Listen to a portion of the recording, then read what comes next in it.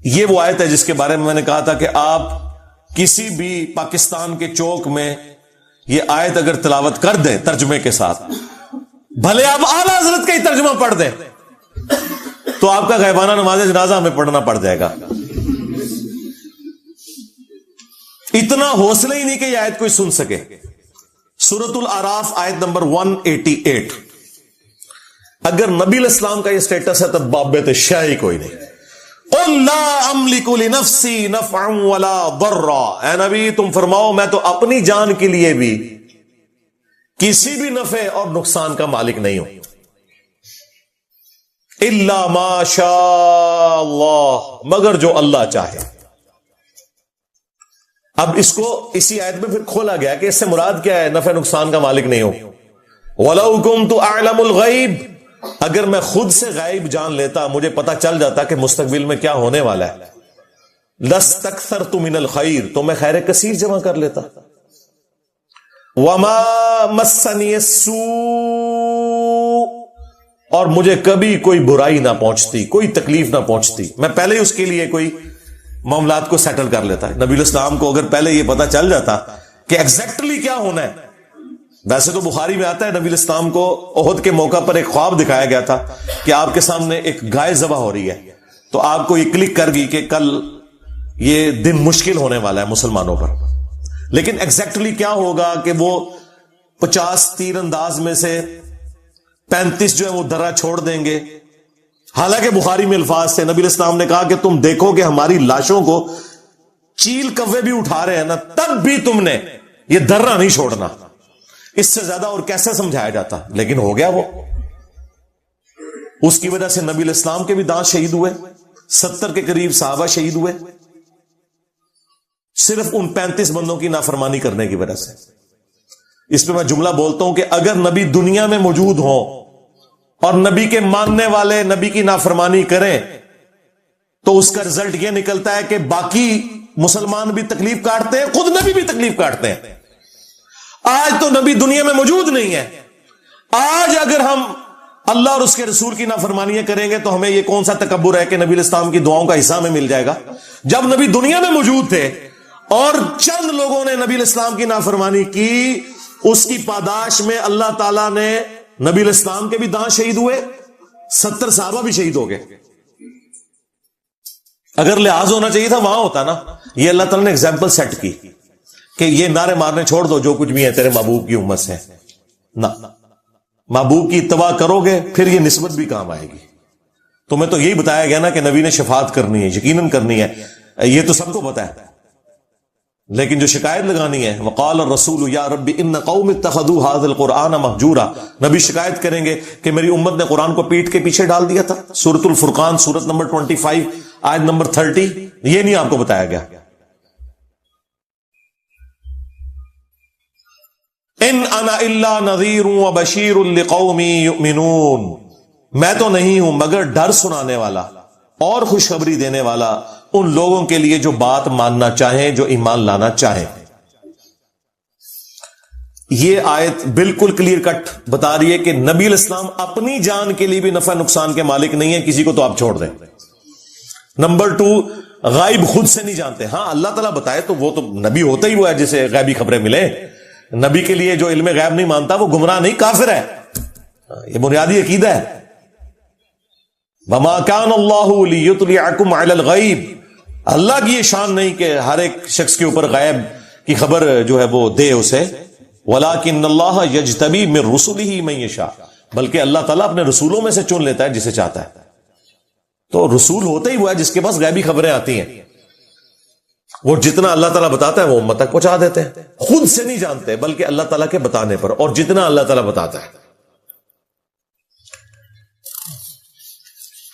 اسی آیت کا ایک ورژن جو ہے وہ سورۃ الانعام میں سورت نمبر 6 میں آیت نمبر 50 ہے، لیکن اس میں کچھ اور الفاظ ہیں، ورنہ یہ آیت بھی کافی تھی، لیکن میں نے وہ اسی لیے ڈالی کہ کچھ الفاظ اس میں مزید ایڈ ہیں، اسی مفہوم کی آیت ہے۔ قُلْ لَا أَقُولُ لَكُمْ عِنْدِي خَزَائِنُ اللَّهِ، اے نبی تم فرماؤ میں تو یہ نہیں کہتا کہ میرے پاس اللہ کے خزانے ہیں۔ یہ کہتے ہیں بخاری مسلم میں ہے کہ نبی الاسلام کو اللہ تعالیٰ نے کہا کہ خواب دکھائی گئی کہ زمین کے خزانوں کی چابیاں دے دی گئی ہیں، اور بھائی اس سے مراد رومنز اور پرشینز کے جو خزانے تھے مسلمانوں کے پاس آنے تھے، نبی صلی اللہ علیہ وآلہ وسلم کو خوشخبری دی گئی کہ آپ کی امت وہاں تک پہنچ جائے گی۔ انہوں نے کہا نہیں، جو کچھ زمین میں ہے وہ نبی السلام تقسیم کر رہے ہیں، خزانے دے دیے گئے ہیں، تو ایک قرآن اس کے لیے ہے، اے نبی تم فرماؤ کہ میں یہ دعویٰ نہیں کرتا کہ میرے پاس اللہ کے کوئی خزانے ہیں۔ ہاں جب اللہ تعالیٰ نے دیے وہ آپ کی امت تک بھی پہنچے، وہ معاملہ الگ ہے۔ اور جی بخاری مسلم میں حدیث ہے کہ اللہ دیتا ہے میں تقسیم کرتا ہوں، آدھی حدیث، بھائی پوری حدیث ہے اللہ تعالیٰ جس کے ساتھ بھلائی کا ارادہ فرماتا ہے اسے دین کی سمجھ بوجھ عطا فرما دیتا ہے، دیتا اللہ ہے، تقسیم میں کرتا ہوں۔ یعنی یہ دین جو ہے یہ اللہ تبارک و تعالیٰ نے میرے اوپر نازل کیا، میں تو صرف اس دین کو تمہارے اندر تقسیم کرنے کے لیے آیا ہوں، تمہیں بتانے کے لیے آیا ہوں۔ یہ اللہ کی مرضی ہے کہ کس کے ساتھ بھلائی کا ارادہ فرمائے۔ اس پہ امام بخاری نے بھی باقاعدہ باب باندھا ہے کہ اللہ تعالیٰ جس کے ساتھ بھلائی کا ارادہ فرماتا ہے اسے دین کی فکر عطا فرما دیتا ہے۔ اعلیٰ حضرت نے پورا شعر لکھ دیا، رب ہے معطی یہ ہے قاسم، رزق اس کا ہے کھلاتے ہی ہے۔ وہ کہتے نہیں، وہ بخاری میں لکھا ہے اللہ دیتا ہے میں تقسیم کرتا ہوں، لہذا یہ کھاتے ہیں تیرے در کا، پیتے ہیں تیرے در کا۔ اندازہ کریں۔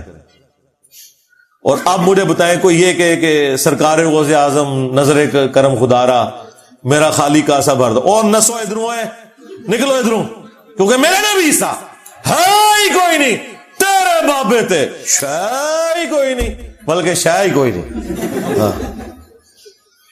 اب یہ دیکھیں، اے نبی تم فرماؤ میں نہیں کہتا میرے پاس کوئی اللہ کے خزانے ہیں، ولا اعلم الغیب، نہ میرا یہ دعویٰ ہے کہ میں خود غیب جان لیتا ہوں۔ ہاں جو اللہ وہی کرتا ہے وہ تو بالکل علم غیب کا عقیدہ ہم مانتے ہیں۔ ولا اقول لکم انی ملک، اور نہ میرا یہ دعویٰ ہے کہ میں فرشتہ ہوں، نوری مخلوق۔ نور ہے، نور ہدایت ہے۔ جو نبی علیہ السلام کو نور ہدایت نہ مانے وہ گمراہ ہے، لیکن سپیشی آپ کی بشر ہے۔ وہ سورہ بنی اسرائیل میں ہے کہ اگر زمین پر فرشتے آباد ہوتے تو فرشتوں میں پیغمبر آتا، چونکہ انسان آباد ہے تو انسانوں میں پیغمبر آئے گا۔ یہاں پہ بھی آ گیا، میں یہ نہیں کہتا میں فرشتہ ہوں، کوئی میں نوری مخلوق ہوں، میں انسان ہوں۔ ان اتبع الا ما یوحى الی، میں تو خود اسی کی پیروی کرنے والا ہوں جو میری طرف وحی کی جاتی ہے۔ قل هل يستوي الاعمى والبصير، اے نبی ان سے فرماؤ بھلا بتاؤ کہ اندھا اور آنکھ والا برابر ہو سکتے؟ افلا تتفکرون، تو کیا تم غور نہیں کرتے؟ ہم بھی نہیں یہ کہیں گے کہ اندھو، عقل کے اندھو، قرآن و سنت سے دور بھاگنے والوں، تم اور قرآن و سنت والے کبھی بھی برابر نہیں ہو سکتے۔ تم اپنے بابوں کے دین کے اوپر ہو، صرف ان بابوں کو مانو جو کتابوں کو مانتے ہیں، کیونکہ عزتیں ان بابوں نے اویل کی تھیں کتابوں کی وجہ سے،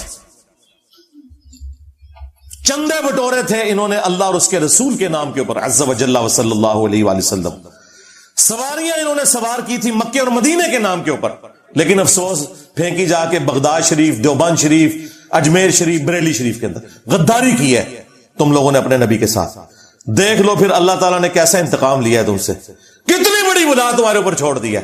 میں نبی سا ہے ہی کوئی نہیں، تیرے بابے تھے شاہ ہی کوئی نہیں۔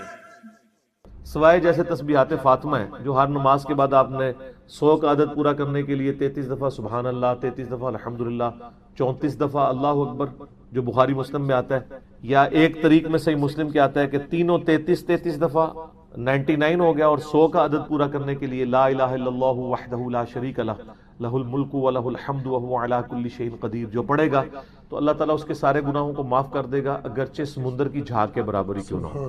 لیکن یہ گناہ صغیرہ ہوں گے، جو بڑے گناہ ہیں وہ توبہ سے معاف ہوتے ہیں۔ صغیرہ گناہ نیکیوں سے خود بخود دھلتے جاتے ہیں، نماز پڑھنے سے بھی دھل جاتے ہیں۔ جو بڑے بڑے گناہ ہیں ان کے لیے توبہ کرنا واجب، اور اکثریت بڑے گناہوں کی آپ دیکھ لیں، چوری، زنا، قتل، وعدہ خلافی، جھوٹ، یہ سب کے سب جو ہے یہ بڑی بڑی وعیدیں جن کے اوپر آئی ہیں، سب کے سب گناہ کبیر ہیں، وہ صرف توبہ سے معاف ہوں گے، وہ نیک عمال کرنے سے معاف نہیں ہوتے آٹومیٹکلی۔ تو بہرحال یہ جو وظائف ہیں یہ تو کرنا آسان ہوتے ہیں، لیکن اب جس طرح آیا ہے صحیح بخاری مسلم میں کہ نبی علیہ السلام فرمایا جو 100 دفعہ صبح پڑھ لے سبحان اللہ وبحمدہ اور 100 دفعہ شام کو، تو قیامت الدن کوئی شخص اس سے بڑھ کے عمل میں نہیں آ سکتا سوائے اس کے جس نے اس سے بڑھ کر یہ وظیفے کو پڑھا ہو۔ اسی طرح کی فضیلت لا الہ الا اللہ وحدہ لا شریک لہ لہ الملک ولہ الحمد وہو علی کل شیء قدیر کے بارے میں بخاری مسلم میں آتی ہے۔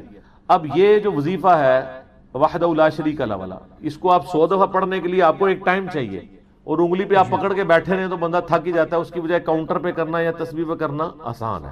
تو اسلام میں اس کی اجازت موجود ہے۔ ابو داؤد اور ترمذی کے اندر حدیث موجود ہے، نبی صلی اللہ علیہ وآلہ وسلم نے فرمایا کہ انگلیوں پر پڑھا کرو، ہاتھوں کی انگلیاں تمہاری ذکر کی گواہی دے گی قیامت والے دن، ان کو بلوایا جائے گا۔ تو اس حوالے سے انگلیوں پہ پڑھنا یعنی ایک افضل عمل ہے کہ انگلیوں پہ گواہی دی جائے گی، لیکن اس سے یہ بھی بات ثابت ہوئی کہ پھر دونوں ہاتھوں کی انگلیوں پہ پڑھے نا۔ میں کیا صرف یہ چاہتا ہوں کہ میرا دایاں ہاتھ ہی گواہی دے، بایاں بھی دے، رفع الیدین بھی میں دونوں ہاتھوں سے ہی کرتا ہوں نا، صرف دایاں ہاتھ سے تو نہیں کرتا۔ اور یہ کوئی ناپسندیدہ کام تو ہے نہیں ہے، جو احادیث آتی ہے کہ نبی علیہ السلام پسندیدہ کام دائیں طرف سے مطلب فرماتے تھے، تو ذکر کرنا تو پسندیدہ کام ہی ہے نا، دائیں سے بھی کریں بائیں سے بھی کریں۔ وہ کہتے ہیں جی دائیں پہ ہونا چاہیے، صحیح بخاری میں حدیث ہے نبی علیہ السلام کرتا جب پہنتے تھے تو دائیں طرف سے شروع کرتے تھے، تو پھر بائیں طرف کی آستین نہیں پہنتے تھے، صرف دائیں پہنتے تھے؟ بھائی بھی پہنتے تھے نا، وہ شروع دائیں سے کرتے تھے نا۔ تو آپ بھی تسبیحات دائیں ہاتھ سے شروع کریں، بائیں پہ ختم کریں۔ ہم نے تو دیکھا ہے اس میں ذرا آسانی رہتی ہے آپ کو یاد رکھنے میں، جب دائیں سے شروع کر کے بائیں پہ ختم کرتے ہیں۔ بعض اوقات انسان کو ایمبیگوس بھی ہو جاتا ہے معاملہ جب آپ ایک ہاتھ پہ ہی 2 دفعہ کر رہے ہوتے ہیں۔ تو بعض اس وظیفے کو بھی جو تسبیحات فاطمہ سلام اللہ علیہا ہے، اس کو بھی تسبیح پہ شمار کر لیتے ہیں الیکٹرانک کاؤنٹر پہ، بالکل ٹھیک ہے، اس کے اندر کوئی حرج نہیں ہے، آپ کر سکتے ہیں جو آپ کو آسانی ہے۔ اسی طریقے سے سنن ابی داؤد کے اندر ایک حدیث ہے، نبی علیہ السلام نے ایک عورت کو دیکھا، اس کے سامنے گٹھلیاں رکھی ہوئی تھیں اور وہ پڑھ رہی تھی، تو نبی علیہ السلام نے فرمایا میں تمہیں اس سے آسان عمل بتاتا ہوں۔ آپ نے ایک وظیفہ بتایا کہ یہ پڑھ لو، تو بہت زیادہ پڑھنے سے یہ بہتر ہے، لیکن ان گٹھلیوں کو آپ نے غلط نہیں فرمایا، ان کو منع نہیں کیا، تو وہ حدیث تقریری بن گئی۔ نبی پہ واجب ہوتا ہے جب کوئی غلط کام دیکھے تو یہ کیٹاگوریکل مینشن کرے یہ غلط کر رہی ہو، جب وہ کہے کہ میں اس سے بہتر عمل تمہیں بتاتا ہوں، اس سے آسان لفظ ہے، تو اس سے یہ نہیں ہے کہ وہ غلط ہو گیا۔ جیسا کہ صحیح مسلم میں حدیث ہے، نبی علیہ السلام ایک دفعہ اپنے گھر سے نکلے، فجر کی نماز کے بعد گھر آئے، اس کے بعد گھر سے نکلے اور کافی دیر بعد آپ واپس آئے۔ جب آپ نکلے تو آپ نے دیکھا کہ آپ کی جو بیوی ہیں سیدہ جویریہ سلام اللہ علیہا، وہ مصلی پہ بیٹھ کے اذکار کر رہی ہیں۔ پھر سورج کافی بلند ہوا، آپ علیہ السلام واپس آئے اور آپ فرمایا تم صبح سے بیٹھی ہوئی ہو مصلی پہ؟ یا رسول اللہ بیٹھی ہوں، ذکر کر رہی ہوں۔ آپ نے فرمایا تم صبح سے بیٹھی ہو اور میں نے ابھی آ کے 4 کلمات 3 دفعہ پڑھے اور تم سے زیادہ ثواب مجھے مل گیا۔ سبحان اللہ وبحمدہ عدد خلقہ ورضا نفسہ وزنۃ عرشہ ومداد کلماتہ، یہ 4 کلمات میں نے سبحان اللہ وبحمدہ تو کامن ہو گیا نا، عدد خلقہ ورضا نفسہ وزنۃ عرشہ ومداد کلماتہ، یہ 4 کلمات بن گئے۔ میں نے یہ 3 دفعہ پڑھا ہے اور مجھے تم سے زیادہ ثواب مل گیا، یہ صحیح مسلم میں حدیث موجود ہے۔ تو یہ زیادہ آسان عمل ہوا نا۔ اب اس کی بنیاد پہ کوئی یہ تو نہیں کہہ سکتا کہ فجر سے لے کے اشراق تک یا سورج بلند ہونے تک مصلی پہ بیٹھنا منع ہے، وہ الگ سے ایک سنت بھی ہے۔ صحیح مسلم میں حدیث ہے کہ نبی علیہ السلام فجر پڑھ کے اپنے مصلی پہ بیٹھے رہتے حتیٰ کہ سورج بلند ہو جاتا۔ ایک کمزور روایت بھی ہے ابو داؤد کے اندر کہ جو اس کے بعد 2 نفل پڑھے ایک عمرے کا ثواب اس کو ملے گا، ترمذی کے اندر بھی۔ اب وہ روایت کمزور ہے، لیکن فی نفسی مسلم شریف میں یہ ثابت ہے کہ نبی علیہ السلام فجر پڑھ کے سورج کے بلند ہونے تک اپنے مصلی پر بیٹھا کرتے تھے، اور صحابہ کرام کہتے ہیں کہ ہم زمانے جاہلیت کے اپنے واقعات کو یاد کر کے نا تو وہ مزاح بھی کیا کرتے تھے کہ اسی تے کتنے اینج ہوندے ساں اسی اے کرتے تھے، شکر ہے اللہ نے سانو ہدایت دی۔ تو اس میں بعض اوقات بڑے بزائیہ واقعات بھی ہوتے تھے اور نبی علیہ السلام وہ واقعات سنتے تھے اور آپ بھی ہمارے ساتھ مسکرا دیا کرتے تھے۔ اس میں الفاظ ہیں ہم مجلس کیا کرتے تھے، اسی پہ میں نے اس کا نام مجلس رکھا تھا۔ مجلس نمبر 1 میں نے اسی حدیث کو کوٹ کیا تھا۔ تو نبی علیہ السلام بھی مجلس فرمایا کرتے تھے۔ اس میں بخاری مسلم میں آتا ہے کہ نبی علیہ السلام اس مجلس کے اندر بعض اوقات خوابوں کی تعبیر بھی ارشاد فرمایا کرتے تھے فجر کی نماز کے بعد۔ تو اب اس زمانے کے اندر بعض اوقات یہ مشکل ہو جاتا ہے میرے جیسے لوگوں کے لیے، تو حالات و واقعات اتنے سازگار نہیں ہے کہ میں فجر کی نماز پڑھ کے مسجد میں بیٹھا رہوں۔ اکثر علماء کو خطرہ ہو جاتا ہے پتہ نہیں مسجد پہ کوئی قبضے کا پروگرام تو نہیں بن گیا، تو ہم پھر گھر ہی آ جاتے ہیں اور 3 دفعہ پڑھ لیتے ہیں سبحان اللہ وبحمدہ عدد خلقہ ورضا نفسہ وزنۃ عرشہ ومداد کلماتہ، تو اس سے زیادہ ثواب مل بھی جاتا ہے۔ ہمارے جیسے جو سہل پسند لوگ ہیں ان کے لیے بھی تو ثانی موجود ہے نا۔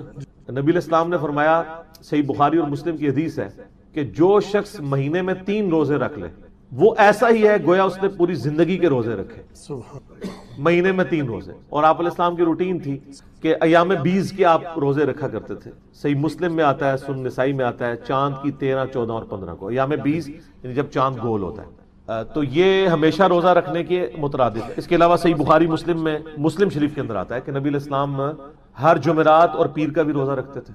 اور ایک اور اس سے بھی آسان عمل ہے. نبی علیہ السلام نے فرمایا, صحیح مسلم میں حدیث ہے, یہ حدیث ترمذی میں بھی ہے, ابو داؤد میں بھی ہے, نسائی میں بھی ہے, ابن ماجہ میں بھی ہے. اہل سنت کی مین سٹریم کی 6 کتابوں میں سے 5 کتابوں میں ایکسکلوڈنگ بخاری, باقی 5 کی 5 کتابوں میں حدیث ہے, جو شخص رمضان کے روزے رکھے اس کے بعد شوال کے 6 روزے رکھ لے تو وہ ایسا ہی ہے جیسا اس نے پوری زندگی کے روزے رکھے, پورے سال کے روزے رکھے.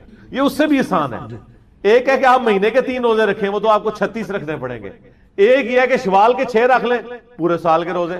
تو اللہ کے فضل سے جب سے ہوش سنبھالی ہے اس کی استقامت کی کوشش کرتے ہیں. اور اس میں یہ شرط نہیں ہے کہ آپ نے جو ہے فوراً بعد رکھنے ہیں. بعض کہتے ہیں جی وہ یکم شوال کو عید ہے, آپ نے 2 سے روزے شروع کر دینے ہیں جی. بعض اس کہتے ہیں تھوڑے نرم ہے, وہ کہتے ہیں نہیں 2 کا رکھ لیں, ایک فوراً بعد رکھ لو, باقی پاویں پورے مہینے سے رکھ دو. نہ, اس میں صرف اتنے الفاظ ہیں کہ آپ نے شوال کے 6 روزے رکھنے ہیں. کوئی نبی علیہ السلام نے پابندی نہیں کی ہے, چاہے فوراً بعد شروع کرے. ویسے فوراً بعد میں آسانی رہتی ہے کیونکہ ایک روٹین بنی ہوتی ہے نا. آپ نے دیکھا رمضان کے بعد جب آپ اگر روزے نہ رکھے نا تو کئی دن تک تو آپ کو کھاتے ہوئے بھی تھوڑی یعنی ریلیکٹنٹ ہوتے ہیں آپ کہ یار یہ میرا روزہ ہی نہ ہو گئی. دوسرا, جس طرح انہوں نے کہا کہ میدے کو ایک عادت پڑی ہوئی ہوتی ہے بھوکا رہنے کی, وہ 6 روزے ساتھ رکھ لینا آسان ہے. میں نے تو یہ دیکھا ہے ہمارے آفس میں خصوصاً رمضان کے اندر ذرا لمبی چھٹیاں ہوتی ہیں تو میں کوشش کرتا ہوں کہ گھر میں یعنی آفس کھلنے سے پہلے وہ روزے مکمل کر کے جاؤں. جب آفس بندہ پہنچ جاتا ہے پھر ذرا اور روٹین شروع ہو جاتی ہے. گھر میں روزہ رکھنا آسان ہے, فجر پڑھ کے روزہ رکھ کے سو جائیں زور تک تو ویسے ہی روزہ گزر جاتا ہے. ٹھیک ہے نا جی, چھٹیاں ہو جاؤ تو روزہ آسان ہو جاتا ہے. اور اس کو آپ جناب ریلیجیسلی فالو کریں کہ کتنی آسانی ہے آپ کے لیے کہ 6 روزے رکھ لیں تو پورے سال کے روزے, تو آپ پوری زندگی کے روزے رکھیں گے. اور یہ حدیث حضرت عبداللہ بن عمر بن عاص کے بارے میں بخاری مسلم میں آتی ہے کہ وہ روزانہ روزہ رکھتے تھے. تو نبی علیہ السلام فرمایا روزانہ روزہ رکھنے والا تو ایسا ہے جس نے روزہ رکھا ہی نہیں. اسلام کو یہ پسندیدہ نہیں ہے. تم نے اگر روزے رکھنے ہی ہیں تو مہینے میں 3 روزے رکھ لو تو تمہیں روزانہ روزے کا ثواب ملے گا. ان کا یا رسول اللہ میرے میں اس سے بھی زیادہ طاقت ہے. آپ نے فرمایا چلو بہت طاقت ہے نا, ایک دن روزہ رکھا کرو, ایک دن نہ رکھا کرو, اس سے زیادہ کی اجازت نہیں ہے. اور یہ داودی روزے ہیں. اور پھر جب وہ بوڑھے ہو گئے نا عبداللہ بن عمر بن عاص, بخاری مسلم میں آتا ہے, پھر وہ یاد کیا کرتے تھے کاش میں نے حضور کی رخصت سے فائدہ اٹھا لیا ہوتا, مہینے میں 3 والا کام بھی ٹھیک ہے, اب مجھ سے نہیں رکھے جاتے. تو سر ہم تو آپ کو اس سے بھی آسان عمل بتا رہے ہیں کہ مہینے میں ہر مہینے 3 نہیں, صرف 6 روزے شوال کے رکھ لیں تو پورے سال کے روزے. تو یہ میں آسانی کا بتا رہا ہوں کہ نبی علیہ السلام نے وہ گٹھلیوں کو برا نہیں کہا. البتہ اجتماعی ذکر جو گٹھلیوں والا ہے نا, وہ سن دارمی میں ایک حدیث ہے عبداللہ بن مسعود والی, وہ ایک معاملہ الگ ہے, اس کا تعلق اجتماعی ذکر سے ہے, گٹھلیوں کے ساتھ نہیں ہے. ٹھیک ہے, یہ تو اسی طریقے سے کہ آپ وہ گھوڑوں کی دموں والے حدیث رفع الیدین پہ لگا دیں, وہ 2 الگ چیزیں. یہاں پہ تو یہ ثابت ہے نبی علیہ السلام نے پسند فرمایا. باقی جو سلفی حضرات ابو داؤد کی ایک روایت لیتے ہیں نا کہ نبی علیہ السلام دائیں ہاتھ پہ ذکر شمار کیا کرتے تھے, وہ روایت ہی ضعیف ہے. اس میں عامش مدلس ہے اور آن سے روایت کر رہا ہے, سما کی تصریح نہیں ہے. امام مسلم نے صحیح مسلم کے مقدمے میں لکھا ہے کہ مدلس کی آن والی روایت سما کی تصریح کے بغیر ضعیف تصور کی جائے گی. البتہ بخاری مسلم میں جو تدریس والی روایتیں ہیں وہ صحیح ہیں, وہ سما کی تصریح کے اوپر معمول ہے. ایک عرب سکولر ہے, انہوں نے باقاعدہ اس کے اوپر ایک کتاب لکھی ہے کہ جو بخاری مسلم میں آن والی روایتیں نا آمش کی یا سفیان ثوری کی یا باقی محدثین کی, وہ ان کی سما کی تصریح باقی کتابوں میں مل جاتی ہے. بخاری مسلم کے علاوہ اگر آمش کی آن والی روایت ہوگی تو آپ کو سما کی تصریح اس کی تلاش کرنی پڑے گی, اس کی کوئی نہیں ملی. اور میں خود شیخ زبیر علی زئی صاحب کو ملنے کے لیے جب گیا 17 جون 2009 کو, میں نے ان کا ڈیٹیل انٹرویو کیا 100 کوسچنز ود شیخ زبیر علی زئی. تو مغرب کی نماز کا وقت آیا تو مجھے شیخ صاحب نے مصلی پہ آگے کر دیا, جی تم نماز پڑھاؤ. میرے لیے سعادت ہے, میں نے نماز پڑھائی. نماز پڑھ کے میں فارغ ہوا تو شیخ صاحب کو میں نے اپنی آنکھوں سے دیکھا کہ وہ تسبیحات فاطمہ دونوں ہاتھوں میں شمار کر رہے تھے, شیخ زبیر علی زئی صاحب کو. پھر میں نے ان سے ڈسکس کیا, میں نے کہا میرا بھی موقف یہی ہے کہ دونوں ہاتھوں کو گواہی دینی چاہیے قیامت والے دن, جو ابو داؤد میں اور ترمذی میں آتا ہے کہ انگلیاں گواہی دیں گی. باقی جو صرف دائیں ہاتھ پہ شمار کرنے والی روایت ہے وہ تو روایت ہی کمزور ہے, تو آگے اس کے اوپر آپ بلڈنگ کھڑی نہیں کر سکتے. ہمارے سلف میں سے آپ دیکھیں یحییٰ بن سعید القطان بخاری اور مسلم کے راوی ہیں, بڑے مشہور, یہ یعنی تبع تابعین میں سے المتوفی 198 ہجری 198 ہجری میں فوت ہوئے ہیں. امام بخاری امام مسلم نے ان سے احادیث لی ہیں. ان کے بارے میں تاریخ ابن معین میں یحییٰ بن معین رحمہ اللہ, جو امام بخاری کے استاد ہیں اور اسماء الرجال میں ان کے پائے کا کوئی عالم نہیں ہے, لیکن یہ صرف اہل علم ان کو جانتے ہیں. ہمارے نزدیک تو امام احمد بن حنبل, امام شافعی زیادہ مشہور ہو گئے نا. اسماء الرجال میں جو امام ہے نا حدیث کی فیلڈ میں, وہ یحییٰ ابن معین ہے. یہ باقی لوگ تو کسی کھاتے میں نہیں اس فیلڈ کے اندر. یحییٰ ابن معین ان کے بارے میں یعنی احمد بن حنبل کہتے ہیں کہ جی میں اس حدیث کو حدیث ہی نہیں مانتا جس کو یحییٰ ابن معین نہ جانتا ہو. آپ اس سے ان کا لیول اندازہ کریں حدیث کی فیلڈ میں. تو تاریخ ابن معین میں یحییٰ ابن معین نے نا مختلف جو راوی ہیں نا حدیث کے ان کے حالات زندگی کے اوپر بھی ڈسکشن کیا. اس میں وہ یحییٰ بن سعید القطان کے بارے میں لکھتے ہیں کہ وہ جبہ پہنتے تھے, بڑے خوبصورت تھے, اور ان کے جبے میں ایک جیب ہوتی تھی جس میں ایک بڑی سی تسبیح ہوتی تھی جو وہ جبے کے اندر رکھ کے وہ مصباح پڑھا کرتے تھے. عربی میں اس کو کیا کہتے ہیں؟ مصباح. ایک مصباح ہے سواد والا, وہ قندیل کو کہتے ہیں جس کا یہ مشکات المصابیح, یہ والی مصباح, ٹھیک ہے. ایک سین والی مصباح ہے, تسبیح پڑھنے کا آلہ, انسٹرومنٹ, مصباح, میم سین با الف ہا, اسے عربی میں کیا کہتے ہیں؟ مصباح. تو اس میں آپ مصباح لفظ لکھیں مکتبۃ الشاملہ میں اور تاریخ ابن معین میں جا کے کلک کریں, کنٹرول فائنڈ کریں تو وہ آپ کو وہ والی روایت مل جائے گی, ٹھیک ہے. اور صوفیاء اسے مذکرہ بھی کہتے ہیں. صوفیاء سے مجھے اختلاف ہے لیکن یہ تسبیح والا جو پازیٹیو چیز ہے نا یہ میں نے صوفیوں سے ہی لی ہے, حقیقت بات ہے. وہ اس سے مذکرہ کہتے ہیں. مذکرہ کا مطلب پتہ کیا ہے؟ ذکر یاد دلانے والی. ایک لفظ ہے مذکر, مذکر کہتے ہیں نا جیسے مذکر اور مونس, ٹھیک ہے, مرد و عورت. ایک مذکر لفظ ہے, انما انت مذکر لست علیہم بمسیطر. اے نبی صلی اللہ علیہ وآلہ وسلم آپ تو ان کو نصیحت کرنے والے ہیں, اللہ کی یاد دلانے والے ہیں. آپ ان کے اوپر داروغہ بنا کے نہیں بھیجے گے کہ ان کے ساتھ زبردستی کریں. وہاں پہ لفظ کیا ہے؟ مذکر, یاد دلانے والا, ٹھیک ہو گیا. تو مذکرہ یاد دلانے والی یہ ہے مصباح. اور جناب آپ اس تسبیح کو پکڑنے کی عادت ڈالیں. آپ ویسے انگلیوں پہ پڑھیں گے تھوڑی دیر بعد بھول جائیں گے, لیکن آپ الیکٹرانک کاؤنٹر ہاتھ میں پکڑ لیں یا آپ مصباح ہاتھ میں پکڑ لیں, آپ کے ہاتھ خود بخود چلیں گے. اور جو 100 کے اذکار ہیں نا یہ بڑے آسان ہو جاتے ہیں. اب ہمارے کئی اذکار ہیں صبح شام میں جو 100 دفعہ والے ہیں, سبحان اللہ و بحمدہ ہے, درود شریف ہے, اس کے بعد استغفر اللہ واتوب الیہ ہے بخاری مسلم میں. تو اب وہ کئی ایک ہے, اس کے ساتھ آپ دیکھیں یہ اس کے ساتھ شمارے بھی لگے ہوئے ہیں, یعنی یہ والے دانے وہ بڑی سخت ہوتے ہیں آگے جانے کے لیے. ایک وظیفہ پڑھ لیے ایک دفعہ آگے کر لیں, دوسرا 100 والا مکمل کیا دوسری دفعہ کر لیں, اس طرح آسان ہوتا ہے. تو میں نے یعنی اہل حدیث کے اوپر چونکہ بات ہوئی تھی تو اہل حدیث میں باقی بعض لوگ غلو کرتے ہیں لیکن بعض لوگ تسبیح پڑھتے بھی ہیں. بڑے بڑے علماء کو میں نے شیخ زبیر صاحب کا تو آپ کو مطلب یہ ہمارے جیلم شہر میں خود میں نے غلام عثمان ظہیر صاحب کو تسبیح پڑھتے ہوئے دیکھا ہے. شیخ زبیر صاحب کے جو شاگرد ہیں حافظہ اللہ تعالیٰ من الجنت والناس, تو غلام عثمان ظہیر صاحب کو میں نے خود اپنی آنکھوں سے تسبیح پڑھتے ہوئے دیکھا ہے. ان کے ہاتھ میں تسبیح ہوتی ہے. تو میں نے ان کو چھیڑنے کے لیے نا ایک دن کا میں نے کہا یہ تو بدعت کہتے ہیں, وہ کہتے ہیں علی بھائی چھوڑیں ان کو. یعنی یہ اس زمانے کی بات ہے جب وہ ہمارے اسلام کا جواب بھی دیا کرتے تھے. جو قرآن حکیم کی حفاظت کا ذمہ اللہ تعالیٰ نے لیا اس کانٹیکسٹ میں شعراء آفاق آیت ذروہ سنام یعنی ایپیکس چوٹی وہ یہ آیت ہے. اور یہاں پر قرآن کو اللہ تعالیٰ نے الذکر فرمایا, یعنی یاد دلانے والی چیز. قرآن کس کی یاد دلانے والی کتاب ہے؟ اللہ کی. الذکر دی ریممبرنس, یعنی یہ وہ کتاب ہے جو یاد دلاتی. اچھا آپ کو اگر کسی کی یاد دلائی جائے تو اس شخصیت کی, اس ہستی کی یاد دلائی جاتی ہے جس کا تعارف آپ کو آلریڈی معلوم ہو لیکن کسی وجہ سے آپ بھلا چکے ہوئے ہو. دنیا میں بھی اگر آپ کو کسی نے کوئی چیز گفٹ دی ہے نا اور کبھی اپنے کمرے کی سیٹنگ کے دوران اس کا وہ گفٹ سامنے آ جائے نا تو فوراً آپ کو یاد آتا ہے یہ فلاں نے دیا تھا. یعنی اس کا تعارف پہلے آپ کے پاس ہوتا ہے, وہ گفٹ آپ کو یاد دلاتا ہے کہ یہ مجھے کسی نے دیا تھا. قرآن وہ گفٹ ہے, وہ یاد دہانی ہے جو ہماری انسٹنکٹ میں اللہ تعالیٰ نے توحید ڈال دی تھی, جو اللہ تعالیٰ نے ہماری روحوں سے عہد لیا تھا. الست بربکم قالوا بلا, سورۃ الاعراف میں آیا. سب نے کہا تھا کہ اے ہمارے رب بے شک تو ہی ہمارا پروردگار ہے. تو ہماری یادوں میں کہیں دفن ہے یہ چیز توحید, اسے دوبارہ سے یاد دلانے والی چیز جو ہے وہ قرآن ہے.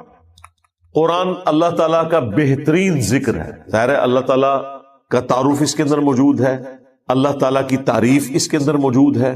اب وہ آیات جن میں اللہ تعالیٰ نے یہ ذکر کیا کہ اللہ تعالیٰ کو کثرت سے یاد کرو, وَاذْكُرُوا اللَّهَ كَثِيرًا, اللہ تعالیٰ کو کثرت سے یاد کرو تاکہ تم کامیاب ہو جاؤ. تو اللہ کا جو یاد والا معاملہ ہے، اللہ کا ذکر والا معاملہ ہے، جس میں ہمارے دلوں کا سکون ہے، جو ہم پچھلی سورت میں پڑھ چکے، سورہ الرعد کے اندر، الا بذکر اللہ تطمئن القلوب، آگاہ ہو جاؤ بے شک اللہ کی یاد میں دلوں کا سکون ہے. اس میں نے تفصیلی آلموسٹ کوئی 40 منٹ کی گفتگو کی تھی اور بتایا تھا کہ اللہ تعالی کا جو ٹاپ آف لسٹ ذکر ہے وہ قرآن ہے. اللہ کی تعریف بھی ہے، اللہ کو یاد دلانے والی چیز ہے، اور الذکر نصیحت کے معنوں میں بھی آتا ہے. نبی علیہ السلام بھی اللہ تعالی کی طرف سے ذکر کرنے والے ہیں، یاد دہانی کروانے والے ہیں. وما ارسلناک الا رحمتا للعالمین وما ارسلناک الا کافتا للناس بشیرا ونذیرا، یعنی یہاں پہ آیا ڈر سنانے والا، خوش خبری دینے والا.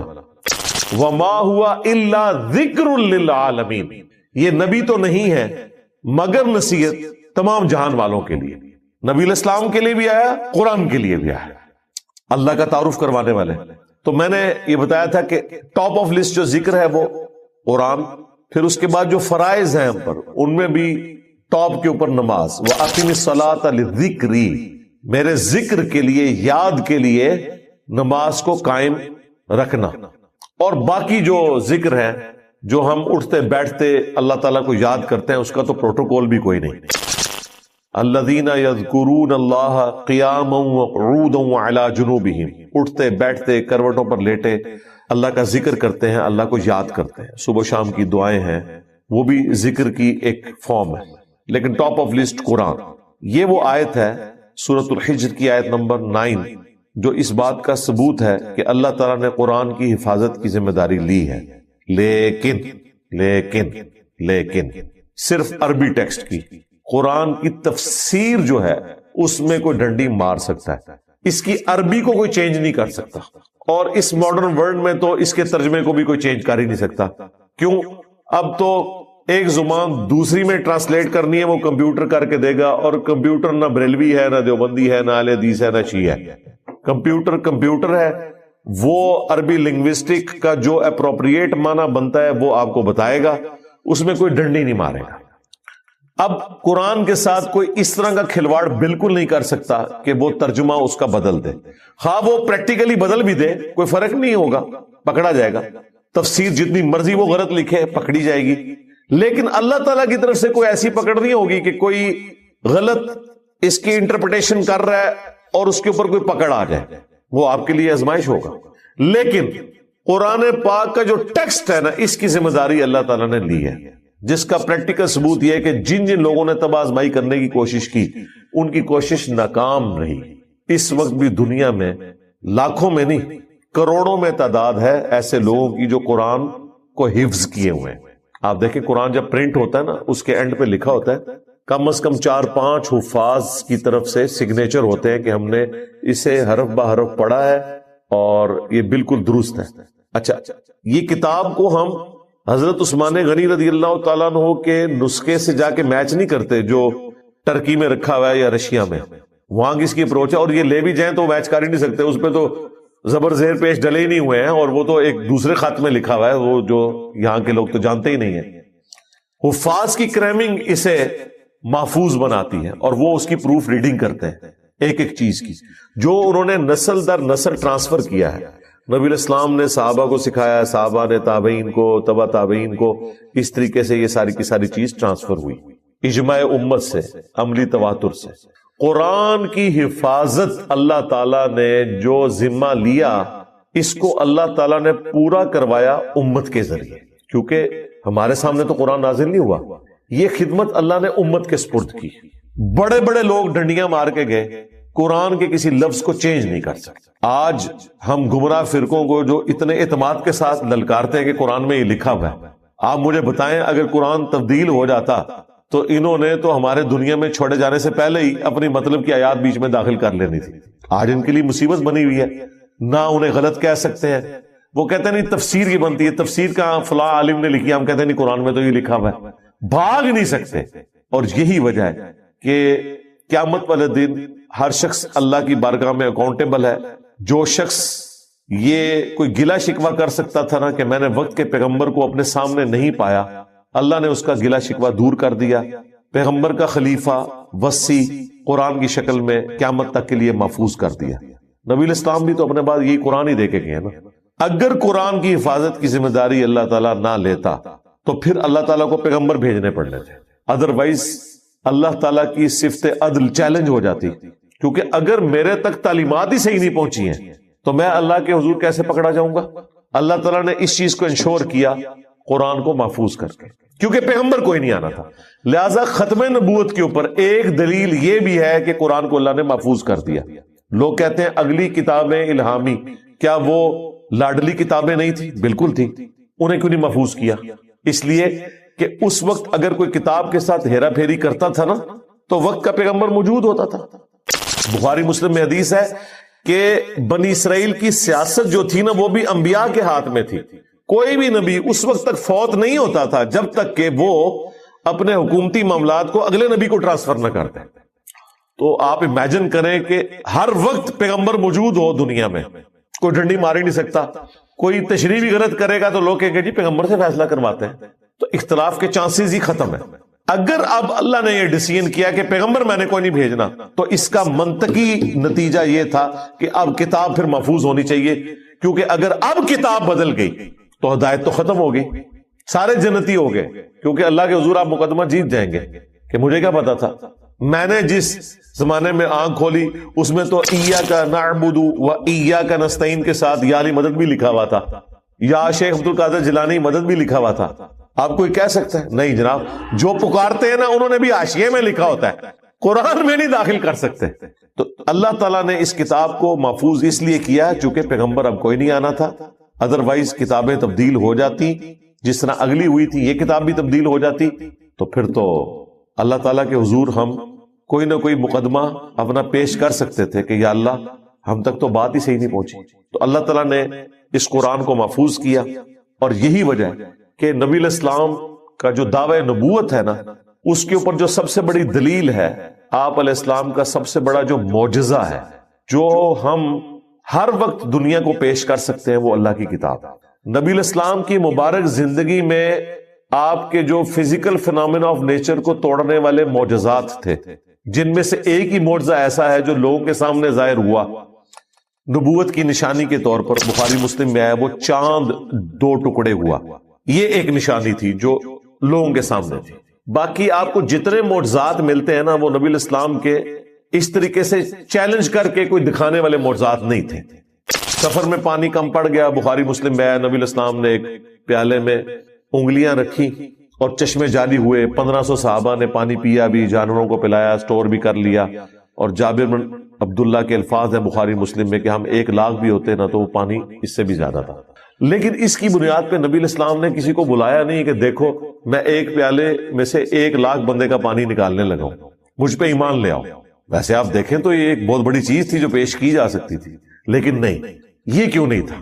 اس لیے کہ اللہ تعالیٰ نے یہ طے کر لیا کہ میں نے اپنے نبی کا جو معجزہ پیش کرنا ہے نا وہ ایسا معجزہ دعوی نبوت والا پیش کرنا ہے جو نبی کے پورے زمانے کے لیے ویریفائیبل ہو، اور وہ قرآن ہی ہے۔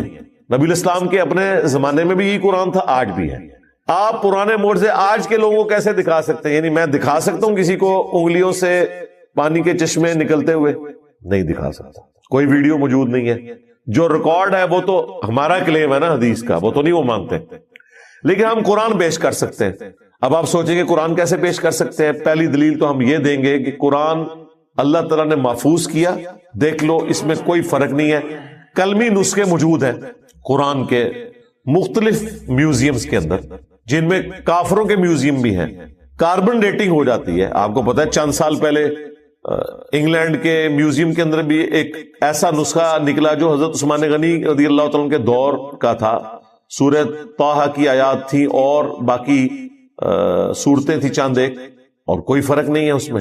ایون کافر بھی یہ مانتے ہیں کہ جو مصحف عثمانی ہے جس کے اوپر اتفاق ہے پوری امت کا، سنی ہو شیعہ ہو، وہ پوری دنیا میں ایک ہی ہے، اور ایسی حفاظت ہے کہ آپ انڈونیشیا کا مسلمان اٹھائیں، اسے کہیں کہ سورہ فاتحہ پڑھنی شروع کرے الحمدللہ رب العالمین، اور افریقہ کے مسلمان کو کہیں کہ اگلی آیت پڑھ، وہ پڑھے گا الرحمن الرحیم. پھر رشیا کے مسلمان کو کہیں اس سے اگلی والی پڑھ، وہ کہے گا مالک یوم الدین. اور کوئی دو مسلمان کسی بھی اعتبار سے اختلاف نہیں کریں گے. یہ بہت بڑا معجزہ ہے.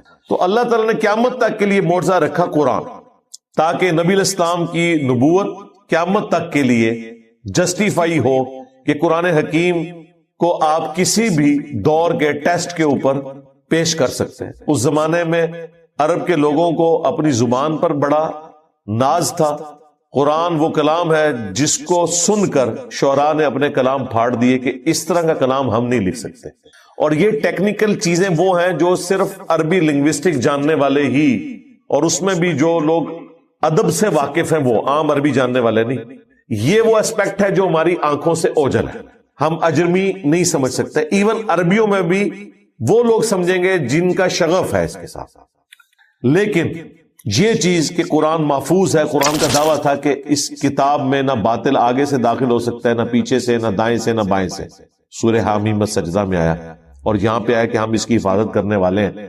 تو ہمیں حفاظت تو نظر آ رہی ہے، کوئی فرق نہیں ہے. کوئی لے کر آئے نسخہ کوئی دوسرا اور دکھائے ہمیں کہ دیکھیں جی یہ ہے جسے مسلمان مانتے ہیں. ایک تو یہ جو قرات کے اختلاف ہے، وہ اختلاف کا لفظ اس کے لیے غلط ہے. وہ 7 قراتوں میں قرآن نازل ہوا ہے.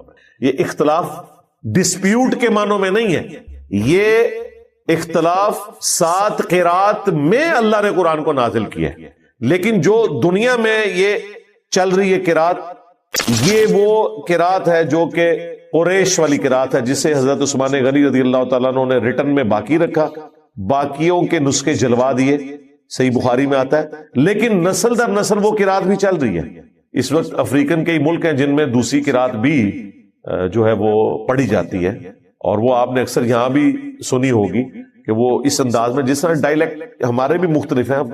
ایک پنجابی پوٹھوہار کی ہے، ایک پنجابی لاہور والی سائڈ کی ہے، ایک پنجابی جو ہے وہ سیالکوٹ کی ہے، فیصل آباد کی ہے. تھوڑے تھوڑے الفاظ کے فرق سے جو ہے وہ بات ایک ہی ہے. ہم بولتے ہیں ادھر آ، پنڈی والے بولتے ہیں ادھر آ. تو اب پیش کا فرق آ گیا نا، لیکن لفظ وہی ہے، بولنے کا انداز ڈفرنٹ ہو گیا. قرآن میں بھی ایک قرات کے اندر مالک یوم الدین ہے، ایک قرات میں مالک یوم الدین ہے. اس میں میم کے اوپر زبر ہے، کھڑا زبر نہیں ہے. اور زبر زیر کا فرق بھی ہے. ایک قرات میں لقد جاءکم رسول من انفسکم ہے، ایک قرات میں انفاسکم بھی ہے.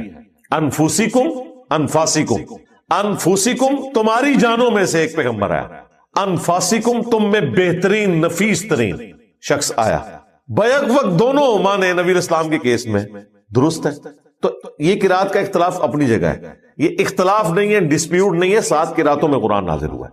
لیکن یہ جو قرات پوری دنیا میں چل رہی ہے، اسی میں ہی حفظ کیا جاتا ہے اور آگے ٹرانسفر اس طرح کے معاملات ہوتے ہیں. اس قرات کو بس ایک قرات کے فن کے طور پر ضرور زندہ رکھا ہوا ہے. سبا عشرہ کا کورس بھی کر کے قرآن حضرات آتے ہیں جو والضحیٰ واللیل اذا سجا، اسے پڑھتے ہیں والضحیٰ واللیل اذا سجے. ہم پڑھتے ہیں سجا، وہ سجے، لیکن معنی وہی ہے، وہ بولنے کا انداز ہے. ٹھیک ہے، جس طرح آپ سرائکی طرز میں جو لوگ پنجابی بولتے ہیں وہ آپ کو پنجابی ذرا ڈیفرنٹ لگے گی، ہماری والی پنجابی ذرا ڈیفرنٹ لگے گی. لاہور والوں کی پنجابی بالکل ڈیفرنٹ ہے. فیصلہ آباد والوں کی آپ پنجابی دیکھیں تو بالکل ڈیفرنٹ ہے. وہ ہمیں سن کے پتا چل جاتا ہے کس علاقے کی پنجابی ہے، لیکن ساروں کے لیے پنجابی کا لفظ بولا جاتا ہے. تو قرآن حکیم کی وہ قرات کا جو اختلاف ہے وہ اسے اس اعتبار سے کوئی مشکوک نہیں بناتا، کیونکہ اکثر لوگ اس کو پوچھ بھی رہے ہوتے ہیں. میں نے اس کے اوپر کئی ایک ویڈیوز بھی ریکارڈ کروائی ہیں. ماڈرن دور کے اندر دمشق شام کا ایک رائٹر ہے عثمان طاہا، جسے سعودیہ والوں نے ہائر کیا تھا آلموسٹ کوئی 30-40 سال پہلے. اس نے مصحف لکھ کے دیا، مختلف مصحف لکھوائے تھے سعودی عرب والوں نے. شاہ فہد جو پرنٹنگ پریس ہے انہوں نے، یہ جو ہمارے ہاتھ میں یہ بلو والا قرآن ہے جو آپ کو مسجد نبوی میں بیت اللہ شریف میں ملتا ہے، یہ بھی اس کا ہی لکھا ہوا ہے. یہ بلو بائنڈنگ سے سعودیہ سے شائع ہوتا ہے، اور یہی قرآن ریڈ بائنڈنگ میں ایران سے شائع ہوتا ہے. دونوں پہ لکھا ہوا ہے کہ عثمان طاہا کا لکھا ہوا قرآن، وہ کاتب وہی ہے. اور ایسے کمال انداز میں اس نے لکھا ہے کہ اب آپ دیکھیں کہ اس قرآن کے آلموسٹ 600 سے زیادہ صفحات ہیں، ہر صفحے کے اوپر آیت مکمل ہو رہی ہے. اس طرح اس نے الفاظ کو ایڈجسٹ کیا ہے، کوئی ایک صفحہ نہیں ایسا کہ جس پہ آیت مکمل نہ ہو رہی ہو. بڑی محنت کی ہے اس بندے نے، کئی بار اسے پریکٹس کرنی پڑی، کئی الفاظ چھوٹے بڑے کر کے ایڈجسٹ کرنا پڑتا ہے، لیکن اس نے یہ اس کی نشانی ہے. اسے کہا جاتا ہے عثمان طٰہٰ کا مصحف. عثمان طٰہٰ اس کا کاتب بھی ہے اور یہ مصحف عثمانی بھی ہے، یعنی حضرت عثمان غنی رضی اللہ تعالیٰ عنہ کا جو مصحف جو انہوں نے قریش کی قرات میں باقی رکھا تھا. اور پاکستان میں جو زیادہ قرآن چلتا ہے وہ تاج کمپنی کا لکھا ہوا قرآن ہے، وہ بھی کمال لکھا ہے، بلکہ اس کی رائٹنگ اس سے زیادہ خوبصورت ہے. مجھے تو وہ رائٹنگ زیادہ پسند آئی ہے. ایون سعودی عرب میں بھی جب تک ان کے پاس یہ نہیں تھا، وہ تاج کمپنی کے قرآن کو ابھی پسند کرتے ہیں. ہمارے پاس جب ان کے سفیر آتے ہیں تو گفٹ میں تاج کمپنی کا وہ بڑا قرآن دیا جاتا ہے. کیا وہ کاتب ہے جس نے وہ قرآن لکھا ہے، مزہ آ جاتا ہے پڑھنے کا اس کو. اور یہاں پہ جتنے الفاظ ہیں نا وہ تاج کمپنی والے قرآن سے نا حفظ کرتے ہیں. اسے کہتے ہیں 16 سطروں والا قرآن، یعنی 16 لائنوں والا قرآن ہے. اس قرآن میں 16 لائنیں ہوتی ہیں ہر صفحے کے اوپر. ہر صفحے پہ آیت تو نہیں مکمل ہوتی، لیکن وہ 16 لائنوں والا قرآن ہے. اور بڑے زبردست انداز میں جو ہمارے جتنے بھی یہاں حافظ ہیں انہیں ان کے دماغ میں بھی چل رہا ہوتا ہے کہ یہ اس صفحے پہ اس جگہ کر کے آیت آتی ہے. ظاہر ہے وہ پڑھ پڑھ کے نا وہ دماغ میں خود بخود بیٹھ جاتی ہے چیز. جو بھی آپ قرآن پڑھتے ہیں، میں بھی جو قرآن بار بار پڑھتا ہوں مجھے اندازہ ہو جاتا ہے کہ اس صفحے پہ جا کے اس پورشن پہ وہ آیت آتی ہے. صفحہ نمبر نہ یاد ہو لیکن آئیڈیا ہوتا ہے کہ میں نے جو پڑھی تھی وہ ادھر آتی ہے جا کے. تو اس طریقے سے وہ لائنوں والا جو 16 لائنوں والا قرآن ہے. سعودی عرب کا جو قرآن ہے وہ 15 لائنوں والا ہے لکھا ہوا. یہ والا بلو قرآن مختلف یعنی دنیا میں چیزیں چل رہی ہیں لیکن قرآن وہی ہے. یہ انہوں نے خط نسخ میں لکھا ہے جو ہم گول گول الفاظ لکھتے ہیں. لیکن آپ سعودی عرب میں جائیں تو انہوں نے جو اپنا قرآن ہے وہ گرین بائنڈنگ میں ہے. وہ چپٹے الفاظ ہوتے ہیں. اسے کیا کہتے ہیں جی؟ خط ریحان کہتے ہیں. ہاں، چپٹے جو الفاظ لکھے جاتے ہیں. ہمیں تو وہ پڑھتے ہوئے بھی نا ذرا دقت ہوتی ہے، ظاہر ہے وہ ہمارا پڑھے جانے والا خط نہیں ہے، لیکن عربی اس خط کو پڑھتے ہیں. اچھا، لیکن اس میں پھر آپ دیکھیں اس میں جو کھڑا زبر، کھڑی زیر اور الٹا پیش یہ نہیں ہوتے. یہ ہماری ضرورت ہے، عربیوں کی ضرورت نہیں ہے. ہم جب تک میم کے اوپر کھڑا زبر نہیں ہوگا نا ہم مالکی لفظ نہیں پڑھیں گے. ان کے قرآن پہ میم کے اوپر کھڑا زبر نہیں ہوگا، عام والا زبر ہوگا. ہم اسے پڑھیں گے مالکی یوم الدین، لیکن عربی اسے پڑھے گا مالکی یوم الدین. اسے پتا ہے کہ اس وقت یہاں پہ یہ پڑھنا ہے. کھڑی زیر نہیں ہوگی وہ لمبا کرے گا، الٹا پیش نہیں ہوگا، وہاں سیدھے والا پیش ڈلے گا. لیکن اسے پتا ہے کہ لاہو لکھا ہے نا تو میں نے اسے لاہو پڑھنا ہے، کیونکہ لینتھ ڈبل ہو جاتی. الٹا پیش عام پیش سے ڈبل لینتھ کا ہوتا ہے پڑھنے میں. کھڑا زبر عام زبر سے ڈبل لینتھ کا ہوتا ہے. کھڑا زیر عام زیر سے ڈبل لینتھ کا ہوتا ہے. تو انہیں پتا ہے وہ پڑھ لیتے ہیں. وہاں پہ اللہ بھی جو لکھا ہوگا نا اس پہ کھڑا زبر نہیں ہوتا، یہ والا زبر ہوتا ہے. لیکن پڑھیں گے وہ اللہ نہیں پڑھیں گے، زبر کو چھوٹا نہیں پڑھیں گے. لیکن ہم لوگوں کے لیے تو پرابلم ہوتی ہے، اس لیے یہ زبر زیر اور یہ پیش. ویسے تو عربیوں کو وہ والے زبر زیر پیش کی بھی ضرورت نہیں ہے. ہمیں اردو میں کیا زبر زیر پیش کی ضرورت پڑتی ہے؟ جن لوگوں کو اردو آتی ہے. ہمارا بچہ بھی دال نون لکھا ہونا تو دن پڑھے گا، بچہ بھی اسے دون یا دن نہیں پڑھے گا، کیونکہ اسے پتا ہے نہ دن کوئی لفظ ہے نہ دون کوئی لفظ ہے. اور اگر کوئی الفاظ ہوں بھی تو وہ جملے سے پتہ لگا لیتا ہے کہ یہ لفظ میں ہے یا میں ہے. اب مجھے بتائیں، میں اور میں ایک جیسے لکھے جاتے ہیں، کیا اور کیا ایک جیسے لکھے جاتے ہیں. ہم جملے سے اندازہ لگا لیتے ہیں کہ میں نے اس کو کیا پڑھنا ہے یا کیا پڑھنا ہے. ہاں، لیکن جن لوگوں کو اردو نہیں آتی انہیں تو سکھانا پڑے گا کہ بھائی یہ یہاں پہ کیا ہے، یہ کیا ہے. اسی طریقے سے عربیوں کو کوئی مسئلہ نہیں ہے، وہ مصحف کو بغیر زبر زیر پیش کے پڑھ سکتے ہیں، کوئی ان کے لیے پرابلم نہیں ہے. اور اسی طریقے سے جن لوگوں نے زبانی قرآن یاد کیا ہوا انہیں چاہے عربی لنگوسٹک نہ بھی آتی ہو. ہمارے حفاظ کو عربی کدھر آتی ہے؟ عربی پروناؤنس کرتے ہیں، عربی لینگویج ان کو نہیں آتی ہے. اس کی اٹھان کیا ہے، عربی کی ڈکشنری کیا ہے، اس کے باوجود آپ دیکھیں وہ بالکل ٹھیک پڑھتے ہیں. علماء غلط پڑھ دیتے ہیں جنہیں عربی کا ترجمہ بھی آتا ہے، جنہیں عربی لنگوسٹک بھی آتی ہے، وہ غلط پڑھ دیتے ہیں۔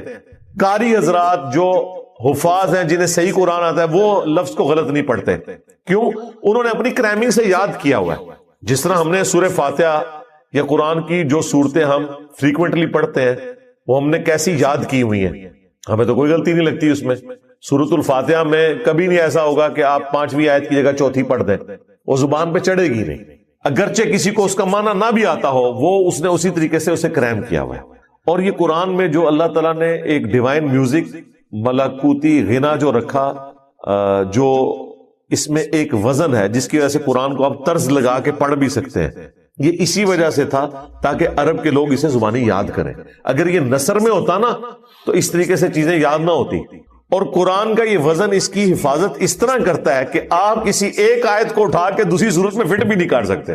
وہ آیت بولے گی کہ میں ادھر کی نہیں ہوں۔ کئی صورتوں میں بھی ایک سے زیادہ کئی وزن آ جاتے ہیں، لیکن وہ جب وزن چلتے ہیں تو پھر ایک جیسے چلتے ہیں۔ تو اس وزن نے نہ صرف اس میں خوبصورتی پیدا کی ہے کہ آپ طرز بھی لگا سکتے ہیں، بلکہ حفاظت بھی کی ہے۔ اب یہ عربی لنگوسٹک کی جو جتنی چیزیں ہیں، یہ تو جو عربی ادب کے جاننے والے لوگ ہیں وہ آپ کو بتا سکتے ہیں قرآن میں یہ اس طرح اس طرح۔ آج کے زمانے میں کیا ہو سکتا ہے؟ آج کے زمانے میں قرآن کو آپ سائنس کے ٹیسٹ سے گزاریں۔ سائنس وہ جو اسٹیبلش ہے، جو صرف تھیوریز ہیں، کنفرم نہیں ہے، ان کی میں بات نہیں کر رہا، یا ابھی ایوالو ہو رہی ہیں۔